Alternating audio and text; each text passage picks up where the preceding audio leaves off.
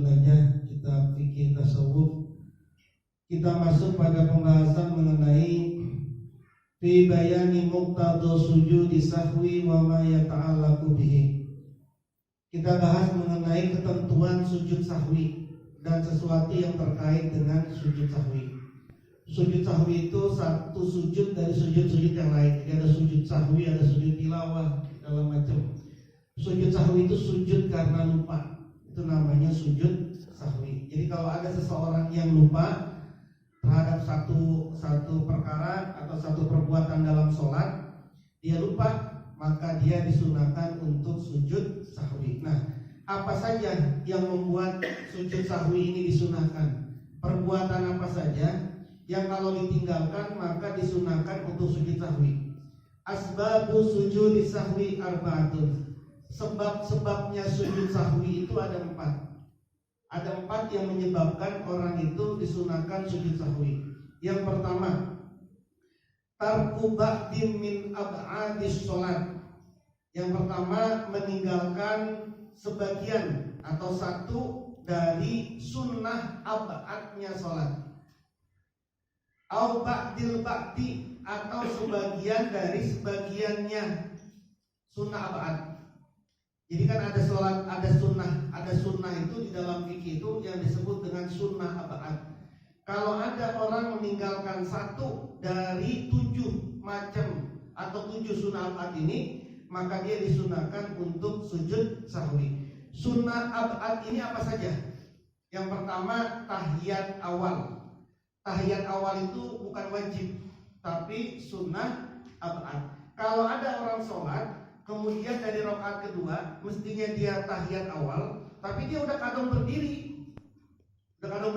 Udah ada naik nih, dan posisi naik. Kemudian dia lupa, oh iya, mestinya tadi tahiyat awal. Maka dia nanti disunahkan sujud sahwi. Justru kalau dia nanti sudah berdiri, kemudian dia lupa tahiyat awal, dia duduk lagi, dia balik lagi nih posisinya duduk, batallah sholatnya. Kenapa? Karena yang sunnah tidak boleh membatalkan yang wajib. Berdiri rakaat ketiga itu wajib. Tahiyat awal hukumnya sunnah. Sunnahnya sunnah ab'ad. Jadi kalau dia sudah kadung berdiri, kecuali dari sujud, kemudian dia pengen berdiri, baru mau berdiri gitu, posisinya masih baru mau berdiri aja. Lalu dia ingat, oh ya tahiyat awal, langsung dia duduk lagi, nggak apa-apa. Tapi kalau dia sudah setengah berdiri, sudah setengah bangun, kemudian dia lupa tahiyat awal, kemudian dia duduk lagi, batallah sholatnya. Nah, orang kalau tahiyat awal itu kemudian dia lupa tahiyat awal, maka nanti disunahkan untuk sujud sahwi. Wa qu'uduha, duduk dalam tahiyat awal, itu juga termasuk sunnah ab'ad. Ya susah juga, kecil kemungkinan orang biasanya tahiyat awal ya pasti duduk gitu ya. Yang ketiga, wassalatu ala nabi fihi. Sunnah ab'ad yang ketiga ini adalah sholawat kepada Nabi di dalam tahiyat awal. Itu kalau dia lupa sholawat kepada Nabi pada tahiyat awal, maka dia disunahkan sujud sahwi. Kan at-tahiyatul mubarakatuh shalawatu thayyibatullah assalamualaikum asyhadu an la ilaha illallah wa asyhadu anna muhammadan abduhu wa rasuluh wa asyhadu anna muhammadan rasulullah. Allahumma sholli ala sayyidina Muhammad, kan ya. Baru kan Allahumma sholli ala Muhammad kan, kalau pertama Allahumma sholli ala sayyidina Muhammad. Kalau dia cuma sampai di asyhadu an la ilaha illallah wa asyhadu anna muhammadar rasulullah, Allahu akbar, namun di rakaat ketiga belum baca sholawat, maka dia hukumnya sunnah untuk sujud sahwi. Karena apa? Karena sholawat pada tahiyat awal itu adalah hukumnya sunnah ab'ad. Nah, sholawat pada tahiyat awal itu cuma sampai di Allahumma sholli ala sayyidina Muhammad. Dia tidak kama shollaita ala sayyidina, enggak nyampe, sampai di situ saja. Kalau Anda misalnya lagi makmum masbuk gitu ya, imam sudah tahiyat akhir, Anda baru rakaat ke-1 atau rakaat kedua, kan Anda masbuk nih, baca tahiyatnya ya tetap sampai di situ, sampai di Allahumma sholli ala sayyidina Muhammad. Enggak sampai di fil alamina. Kenapa? Karena kalau sampai habis fil alamina itu sudah tahiyat akhir. Jadi kalau makmum masbuk tetap dia sampai di Allahumma sholli ala sayyidina Muhammad. Terus yang keempat dari sunnah abad ini aswassalatu alal ali fit tasahudil akhir. Sholawat kepada keluarganya Nabi di tahiyat akhir. Allahumma sholli ala sayyidina Muhammad wa ala ali sayyidina Muhammad. Di tahiyat akhir kalau dia tidak mengucapkan wa ala ali sayyidina Muhammad, maka dia dihukumi dia disunahkan untuk sujud sahwi. Yang termasuk semua itu semua wa ala ali sayyidina Muhammad kama sholaita ala sayyidina Ibrahim wa ala sayyidina Ibrahim. Kalau tahiyat awalnya dia cuma sampai di situ, cuma sampai di Allah, cuma sampai di Allahumma sholli ala sayyidina Muhammad, assalamualaikum, tahiyat akhirnya nih assalamualaikum, maka dia disunahkan untuk sujud sahwi. Baik itu sholat sunnah maupun sholat fardu.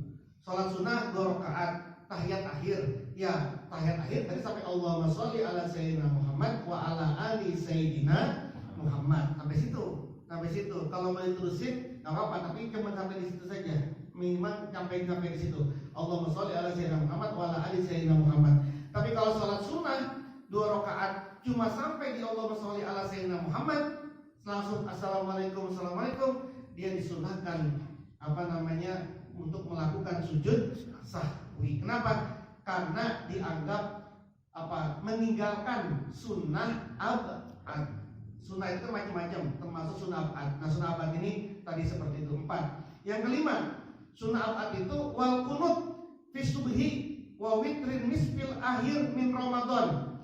Yang kelima, kunut di dalam sholat subuh dan kunut di dalam witir akhir dari bulan Ramadan. Kalau ada orang sholat subuh nggak pakai kunut, maka dia disunahkan untuk sujud sahwi.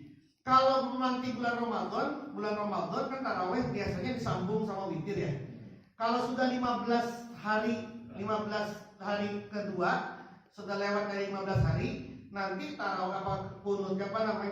witirnya menggunakan kunut. Kalau nanti witir nggak pakai kunut, padahal itu sudah tanggal 15 Ramadan ke atas, kemudian dia tidak pakai kunut, maka dia disunahkan untuk sujud sahwi. Kenapa? Karena kunut pada waktu subuh dan kunut pada waktu witir di bulan Ramadan pertengahan yang terakhir hukumnya adalah sunnah abad.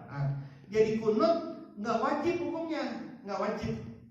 Jadi kalau Anda bermakmum kepada orang yang nggak kunut, ya jangan juga merasa sholatnya nggak sah gitu ya. Karena kunut hukumnya adalah sunnah. Kalau Anda bermakmum, imamnya nggak pakai kunut, apakah kemudian Anda sujud sahwi? Ya nggak usah, karena qudwah, ikut kepada imam. Kalau imamnya ngerti, tahu kalau jamaahnya ini banyak orang Syafi'i, bukan orang Maliki gitu ya, bukan cuma orang Hambali tapi orang Syafi'i yang Syafi'i kunut, ya kalau dia ngerti, iktidalnya biasanya dipanjangkan.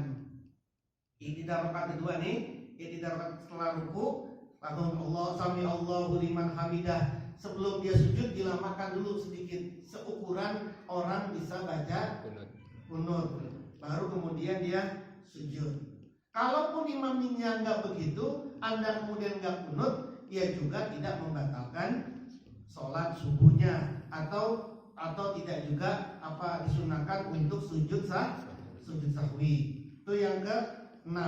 Yang ke-7, yang kelima. Yang ke-6, wa qiyamuhu fil kunut, berdiri dalam keadaan kunut. Kalau Anda kunutnya ini nggak berdiri, padahal Anda mampu berdiri kunutnya, nah itu juga disunahkan sujud sahwi. Dan yang ke-7, wassalatu wassalamu ala nabi wa ali wa sahbihi fihi ba'dal kunut. Sholawat kepada Nabi, kepada keluarga Nabi, kepada sahabat Nabi di dalam kunut. Kan di terakhir kunut kan ada tuh wassallallahu ala sayyidina Muhammadin wa ala alihi washabihi wa barak. Kan ada terakhir. Kalau cuma sampai nggak baca salawat saat kunut, maka itu juga dihukumi sebagai meninggalkan sunnah ab'ad. Nah, jadi saya ulang ya, biar nanti biar tahu urutannya. Yang menyebabkan sujud sahwi yang pertama adalah meninggalkan sunnah ab'ad, satu ataupun sebagian dari sunnah ab'ad. Apa itu sunnah ab'ad? Sunnah ab'ad itu ada 7. Yang pertama tahiyat awal, yang kedua duduk pada tahiyat awal, yang ketiga salawat kepada Nabi di tahiyat awal, yang keempat salawat kepada keluarga Nabi di tahiyat akhir, yang kelima kunut, yang keenam berdiri saat kunut, yang ketujuh salawat kepada Nabi, kepada keluarga Nabi, kepada para sahabat Nabi saat kunut. Nah, kalau satu itu ditinggalkan, itu termasuk meninggalkan sunnah ab'ad. Kalau meninggalkan sunnah ab'ad, maka berarti dia disunnahkan untuk sujud sahwi. Nah, wasani yang kedua dari penyebab sujud sahwi. Yang kedua dari penyebab sujud sahwi. Apa yang menyebabkan sujud sahwi? Yang kedua, fi'lu ma yubtilu abduhu amduhu wala yubtilu sahwuhu iza fa'alahu nasian. Yang kedua adalah mengerjakan sesuatu yang kalau disengaja menjadi batal, tapi kalau lupa tidak batal. Apa itu? Kata wili ruknin qasirin, seperti memanjangkan rukun yang pendek, yaitu iktidal, atau duduk di antara dua sujud. Kalau ada orang iktidalnya lama banget, panjang nih iktidalnya panjang, seukuran orang berdiri ketika lagi sholat baca surah, itu kan biasanya apa? Rabbana walakal hamd. Terus kan ada terusannya. Kemudian lama nih, lebih dari itu bacanya lama, dan itu sengaja. Kalau sengaja batal dia. Tapi kalau lupa karena keasikan, sami Allah liman hamidah, bengong gitu kan, kelamaan gitu kan, bengong, tidak ya, terus langsung sujud, lupa. Nah, itu hukumnya dia disunahkan sujud sahwi. Kalau ini perbuatan yang rukun qasir. Rukun itu kan ada yang rukun kabir, ada rukun tawil, ada rukun qasir. Rukun itu kan ada 17 rukun sholat itu kan.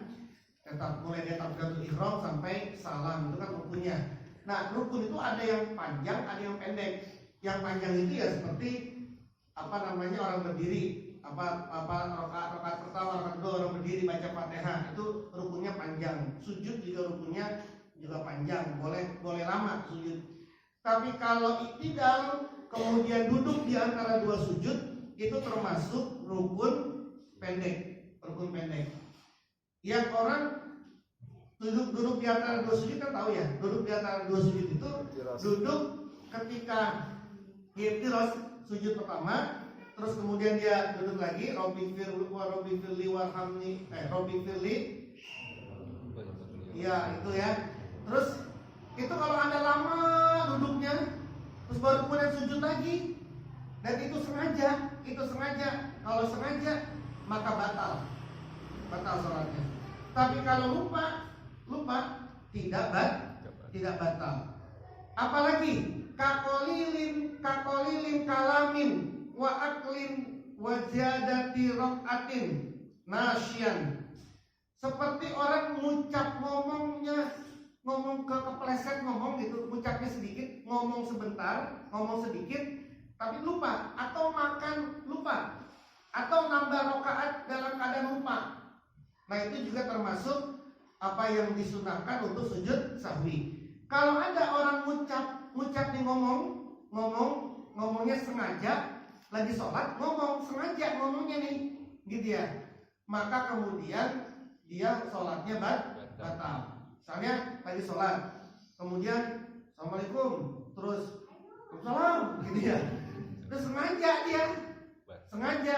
mengucapkan sengaja, maka batal. Tapi kalau kemudian dia lagi sholat, kemudian dipanggil sama anaknya, mama, iya, lupa dia kalau lagi sholat itu nggak sengaja, dan itu sedikit gitu ya. Maka itu nanti hukumnya disunahkan untuk sujud sahwi.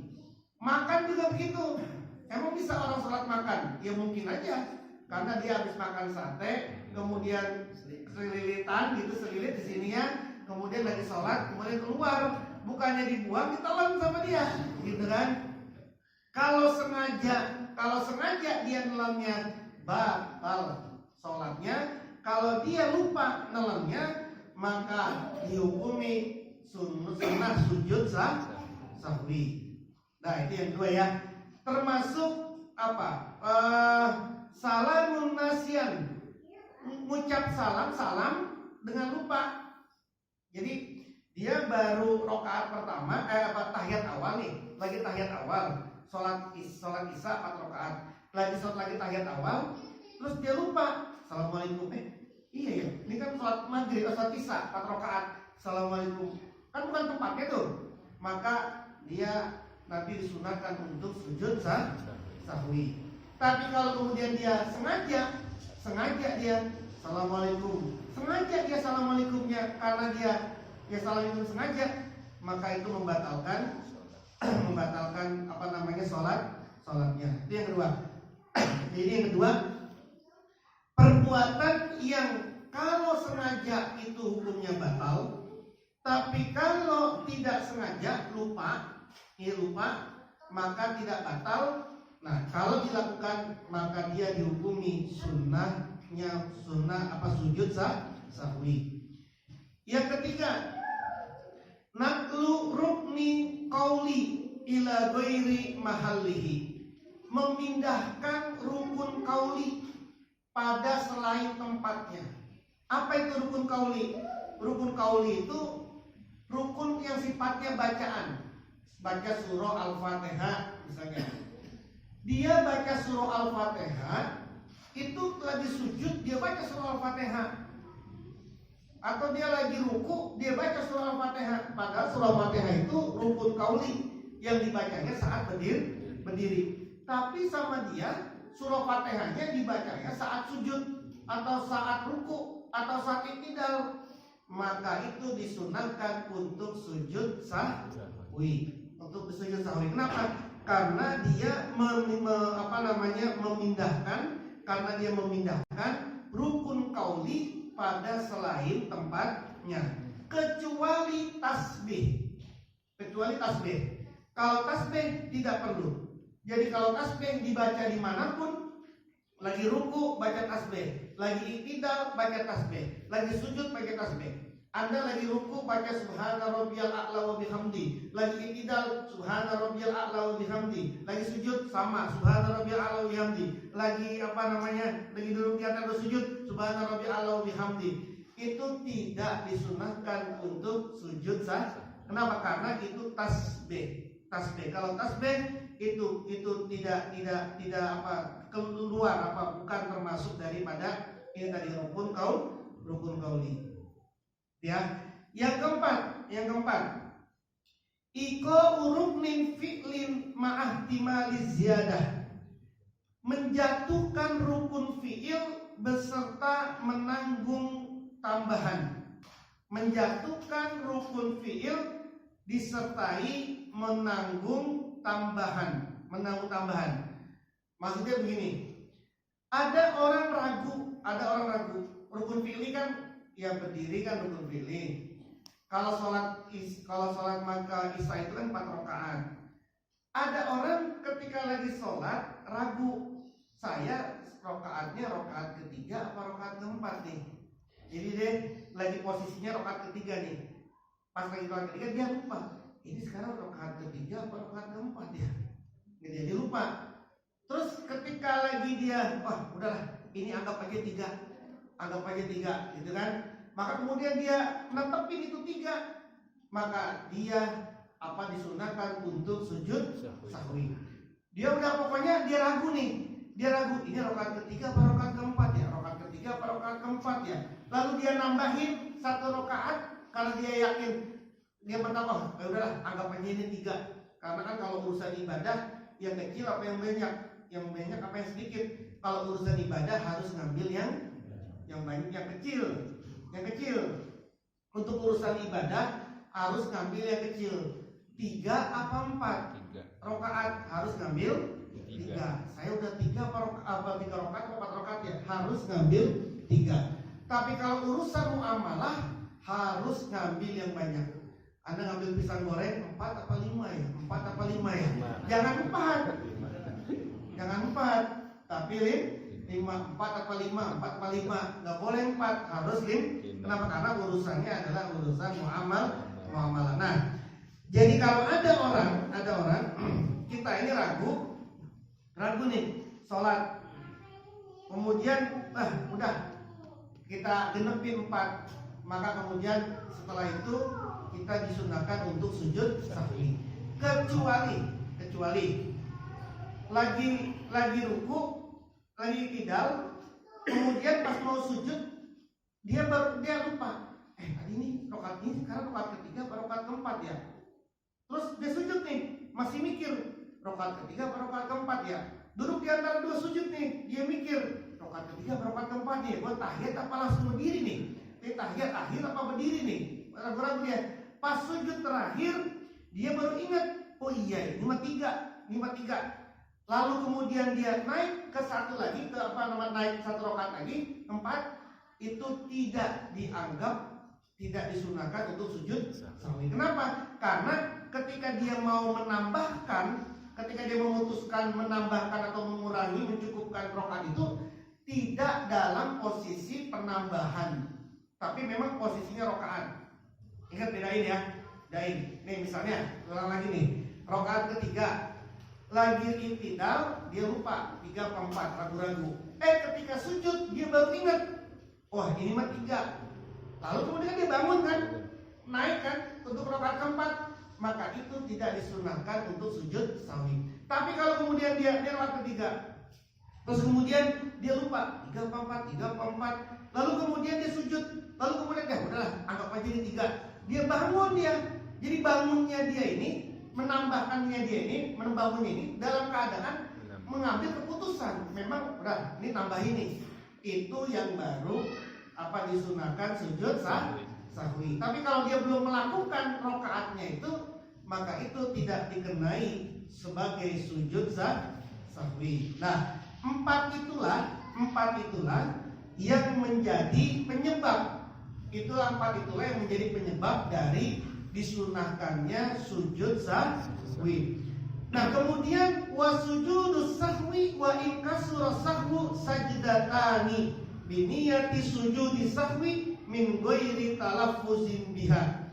Sujud sahwi itu meskipun lupanya banyak, tetap harus dilakukan 2 kali sujud. Jadi sujud sahwi itu berapa kali? 2 kali. Kalau sujud syukur kan 1. Kalau sujud tilawah 1. Kalau sujud sujud sahwi berapa? 2 kali sujud. Dengan niat sujud sahwi, tapi tanpa melafazkan.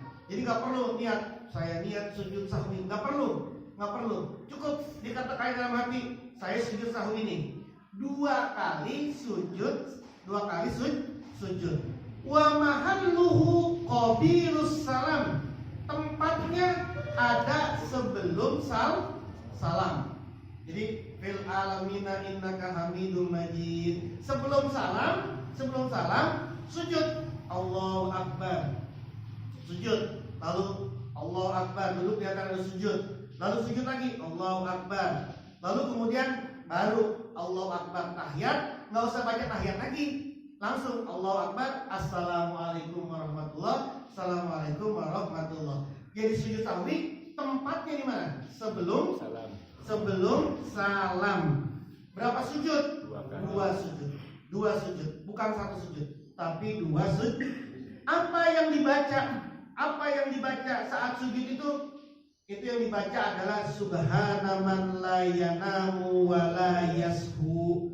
Subhanaman, maha suci zat, la yanamu yang tidak pernah tidur, wa la yashu dan yang tidak pernah lupa. Itu bacaannya subhana man la yanamu wa la yasru. Atau bacaan yang lain boleh. Bahkan dianggap arjah, dianggap unggul. Sajada wajhiya lillazi khalaqahu wa sawwarahu wa saqqa sam'ahu wa basarahu bihaulihi wa quwwatihi. Dan bacanya begitu. Kalau nanti kemudian nggak hafal dua-duanya, karena memang jarang-jarang kan, jarang-jarang lupa sujud sahwi jarang, ya sudah subhanallah, subhanallah udah begitu ya subhanallah, alhamdulillah, wala ilaha illallah, wallahu akbar. Dan apa begitu karena kan sujud sahwi itu kan apa jarang-jarang dilakuin. Padahal pendek banget subhanaman la yanamu wa la yasbuh. Tapi karena mungkin udah lupa, ya lupa bacaannya, lupa segala macam gitu ya. Maka itu boleh diganti dengan yang lain. Jadi apa namanya, itulah tempatnya sujud sahwi. Nah, bagaimana kalau imam sujud sahwi? Makmum ikut kepada imam. Ikut kepada imam. Makanya nanti kalau jadi imam ini harus apa ya? Harus yakin makmumnya bisa ngikut. Sebab berapa banyak kejadian imam ngejar sunnah tapi nggak diperhitungin nih makmum ini ngejar apa enggak, ngerti apa enggak. Karena kemudian nggak diperhitungin makmumnya ini paham apa enggak, akhirnya yang terjadi kekacauan tuh di dalam jamaah. Misalnya apa? Sujud tilawah, wasjudu waqtarib. Imam sebelumnya ada ngomong nih sama makmum ketika mulai sholat, saya baca Iqra ya. Nanti kita sholat sujud tilawah ya. Kagak koordinasi dulu nih. Dan makmumnya orang awam, belum kagak ngaji-ngaji gitu ya. Maka kemudian ketika wasjudu waqtarib, imamnya langsung sujud, Allahu Akbar. Imamnya sujud, makmum dipikir kok sujud, mestinya kan ruku, subhanallah, subhanallah, subhanallah. Atau bingung, diem aja begini. Diam aja begini makmumnya sambil bingung, ini ngapain ya? Aduh, harus gimana nih ya? Ikut sujud apa enggak ya? Ikut sujud apa enggak ya? Kekacauan yang terjadi itu yang nggak baik. Ngejarnya pengen ngejar sunnah, tapi apa barisan softnya jamaah menjadi berantakan. Kan banyak terjadi, jangankan di sini, di Masjidil Haram aja nih. Kalau Jumat itu kan mesti baca sajidah rata-rata. Surah As-Sajdah itu kan rata-rata seringnya kalau hari Jumat pagi bacanya surah As-Sajdah. Karena apa namanya mutawifnya nggak ngasih tahu ke jamaah, gitu ya, nggak ngingetin, mestinya dibilangin, ntar hari Jumat nih ya, nanti subuhnya ada sajidahnya, nanti kalau ketemu kalimat ini nanti Anda sujud. Karena nggak tahu, nggak dibilangin, itu pasti bingung itu jamaah itu. Orang saya sering banget juga dengan cerita tuh kalau lagi subuh-subuh, habis sholat subuh kemudian sarapan, tadi imamnya 3 rakaat ya katanya. Subuhnya 3 rakaat ya, kok tadi ini ya. Padahal itu sujud tilawah. Sujud tilawah hukumnya sunnah. Sama kayak nanti sujud sahwi hukumnya Kalau misalnya imamnya lupa tahiyat awal ini lupa. Makmum jangan teriak-teriak subhanallah, jangan. Karena Anda teriak-teriak subhanallah, niatnya ngasih tahu ke imam, itu batal itu. Jadi hati-hati nih, hati-hati.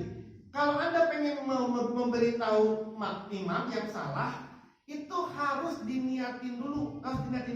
Yang Anda baca ini adalah zikir. Kalau kemudian Anda niatnya 2, zikir dan ngasih tahu imam, nggak apa-apa. Tapi kalau kemudian Anda subhanallah, niatnya cuma ngingetin imam, batal salat Anda itu batal. Yang jadi batal. Sama termasuk ada orang baca surah terus lupa. Iya, lupa. Qul huwallahu ahad. Terus Anda ngingetin dari belakang nih, Allahu somad. Anda niatnya itu ngingetin dia, kasih tahu dia tanpa ada zikir atau baca Quran, Anda cuma ngingetin doang, batal salat Anda itu. Batal itu. Kenapa? Karena Anda melakukan sesuatu yang bukan di dalam sholat. Meskipun itu zikir, tapi niatnya bukan untuk zikir, tapi untuk ngingetin. Nah ini imam lupa tahiyat awalnya dari sujud Allahu Akbar. Makmum posisinya tahiyat awal, makmum teriak-teriak subhanallah. imamnya udah naik ke atas, terprovokasi, subhanallah, turunlah dia kayak awal, makmumnya batal, imamnya juga udah tuh namanya batal berjamaah udah itu. Sudah kayak gitu batal berjamaah. Kenapa? Karena tadi tuh yang sunnah nggak boleh menggagalkan atau menghilangkan yang wajib. Nah, Syekh Ma'ruf Al-Karhi, seorang walinya Allah, salah satu dari ahli silsilah. Syekh Ma'ruf Al-Karhi pernah ditanya sama muridnya Syekh Yahya bin Ma'in. Katanya, ya Syekh Ma'ruf Al-Karhi, bertanya tentang sajdatai sahwi fi sholat, tentang sujud sahwi yang itu dilakukannya di dalam sholat. Kan kalau udah assalamualaikum kan udah beres sholat namanya kan. Kalau ini kan sujudnya itu sebelum salam. Kalau sebelum salam berarti kan masih di dalam sholat. Kenapa ya Syekh? Kok ada ada ketentuan, ada syariat sujud sahwi? Apa kata Syekh Ma'ruf Al-Karhi? Sujud sahwi itu adalah uqubatan lil qalbi, sebagai sanksi hukuman bagi hati, limastagola wa ghafala anis sholati wa huwa fi hadratihi. Sujud sahwi itu adalah sanksi untuk hati yang sibuk dan lupa dari sholat, padahal dia sedang ada di hadapannya Allah. Dalam kalimat yang lain dikatakan uqubatan lil qalbi, itu menjadi siksaan, menjadi hukuman, sanksi bagi hati, issaha tatkala dia lupa, walima saha anillah wa huwa baina yadaillah. Bagaimana dia bisa lupa padahal dia ada di hadapan Allah? Kan sholat itu kan hadratnya Allah. Sholat itu ada di hadapan Allah. Kita ini sholat menghadap kepada Allah.